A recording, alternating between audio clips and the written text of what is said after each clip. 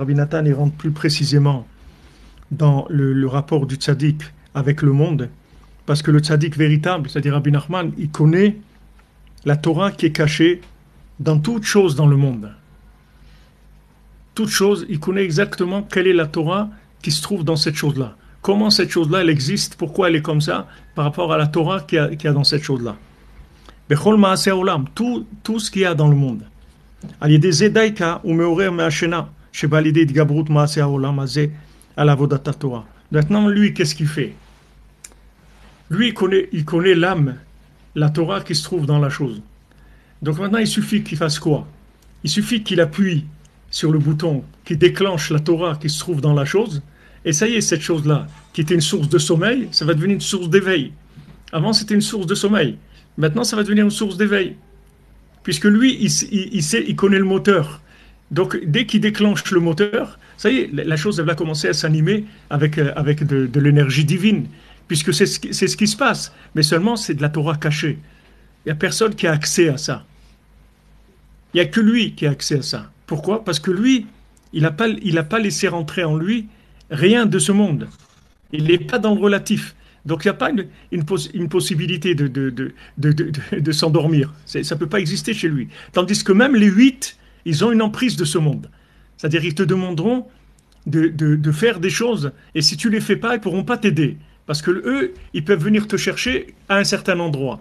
Mais il y a une zone là où ils ne peuvent pas venir te chercher. Tandis que lui, là où tu te trouves, n'importe où tu te trouves, n'importe quel endroit, du moment où cet endroit existe, ça veut dire qu'il y a de la Torah. Et plus cet endroit il est bas, et plus la Torah qui est là-bas, elle est cachée, elle est grande. Même il y a des endroits d'Avodazara et tout qu'on n'a pas le droit de rentrer, parce que la Torah qui est là-bas, elle est trop forte. Tu ne peux pas t'approcher de là-bas. C'est pas pour toi. C'est-à-dire tu ne peux pas traduire ça, c'est trop fort. Donc tu dois t'éloigner. Après ça met des systèmes en marche.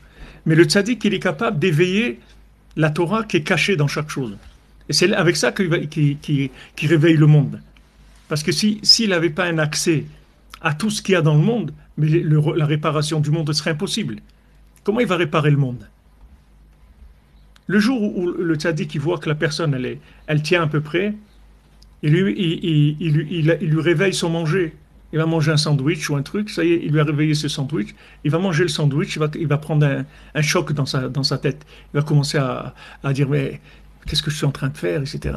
Mais lui, il croit qu'il réfléchit, il réfléchit pas. C'est juste son âme qui commence à se réveiller parce qu'elle a reçu des épinards du tzaddik. Le tzaddik, il lui a donné des doses d'épinards. Alors, tac, elle démarre. Comme Popeye. Voilà, elle démarre, elle commence à démarrer. Parce que le tzaddik, il connaît la Torah cachée qu'il y a dans chaque chose.